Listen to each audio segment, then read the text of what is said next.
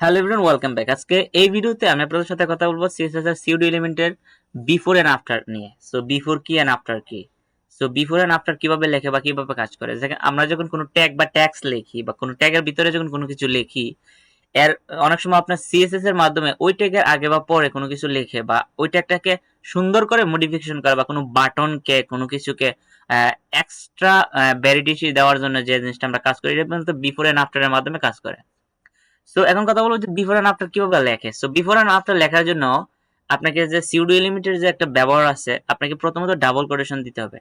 So double colon দিয়ে আপনি before and after লিখে কাজ করবেন।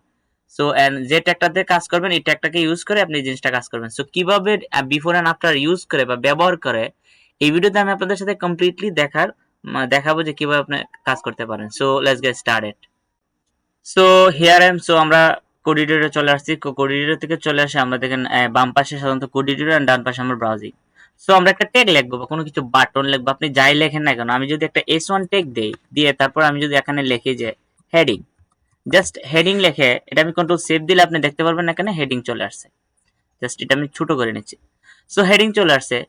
আপনি এখানে ট্যাগস ব্যবহার না করে সিএসএস এর মাধ্যমে যদি এই S1 ট্যাগটাকে ধরেন, জাস্ট S1 লিখে আপনি ডাবল কোলন দিয়ে আপনি যদি লেখেন যে B4, লেখার পরে আপনি যদি এখানে লেখেন যে কন্টেন্ট, বা আপনি এটা কন্টেন্ট না লিখে যে কোনো কিছু পরিবর্তন করতে পারবেন না, বা অবশ্যই পারবেন কিন্তু কিভাবে কাজ করে জিনিসটা দেখাবো। জাস্ট আপনি কন্টেন্ট লিখে আপনি জাস্ট এখানে ডাবল কোটেশন দিয়ে আপনি যা কিছু লেখেন না কেন, আমি যদি কন্ট্রোল সেভ করি এন্ড রিলোড করি, দেখতে পারেন এটা সামনে চলে আসছে। সো এটা মূলত বিফোর, জাস্ট যেটা আগে কাজ করে এটা বিফোর, এন্ড আফটার মানে পরে। আপনি যদি এখানে সুন্দর একটি নাম সেট করে দেন, জাস্ট জেসন, জাস্ট একটি নাম দিলেন যে জেসন। সো আপনি যদি স্পেস ব্যবহার করেন, জাস্ট এটার ভিতরে আপনি যা দিবেন তাই আসবে, দেখতে পাচ্ছেন জেসন। এন্ড দেন যদি এটা কপি করে এন্ড কন্ট্রোল সি দিয়ে আপনি যদি এটা পেস্ট করে দেন, just control C and paste করে দেন, এখানে যদি লেখেন যে আফটার লেখে এন্ড দেন এখানে জেসন রয়, জাস্ট একটা নাম দিয়ে কন্ট্রোল সেভ দেন, দেখতে পারবেন যে আগে এবং পরে নামগুলো চলে আসছে।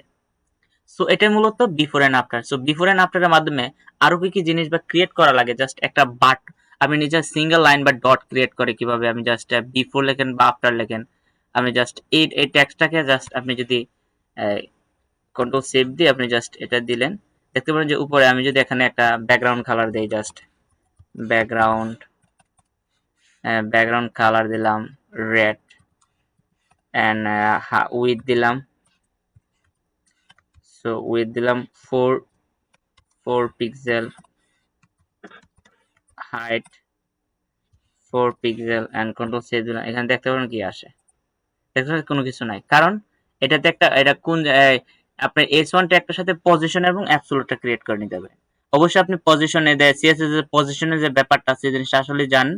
সো যদি না জেনে থাকেন অবশ্যই প্লেলিস্টে যাবেন। সো সিএসএস এর পজিশন সম্পর্কে বিস্তারিত জানার ট্রাই করবেন। আমি জাস্ট S1 ট্যাগ দিয়ে আপনি জাস্ট এখানে লিখবেন যে পজিশন, জাস্ট আপনি লিখে দিবেন যে রিলেটিভ রিলেটিভ এন্ড এখানে লিখবেন যে পজিশন অ্যাবসোলুট, পজিশন অ্যাবসোলুট যদি লেখে কন্ট্রোল সেভ দেন, দেখতে পারেন এখানে কি হচ্ছে, দেখতে পাচ্ছেন এখানে একটা লাইন ড্র চলে আসে।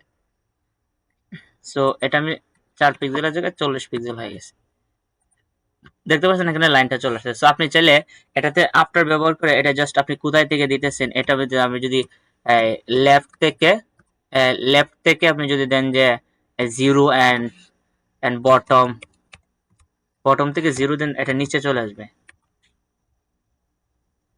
দেখতে পাচ্ছেন এটা নিচে চলে আসছে। সো আপনি চাইলে এটার উইথটা 100% করে দিতে পারেন।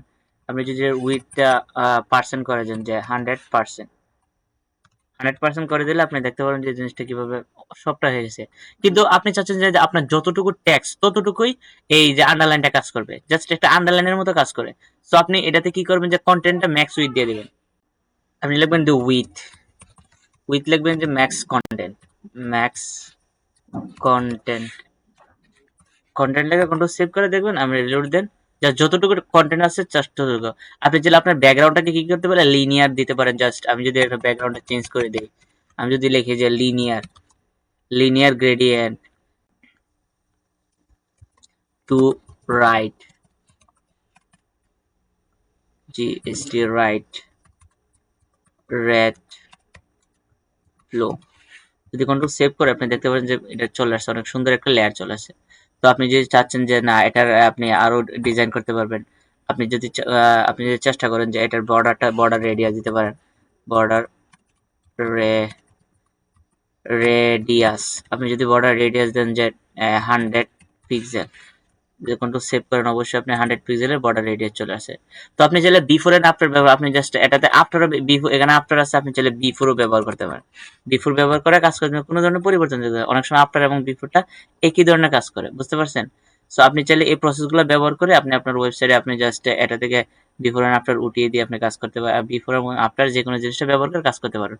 সো আশা করি বিফোর এন্ড আফটার প্রসেসগুলো বুঝতে পারবেন। সো দেখা হচ্ছে পরবর্তী নেক্সট ভিডিওতে। Best of luck.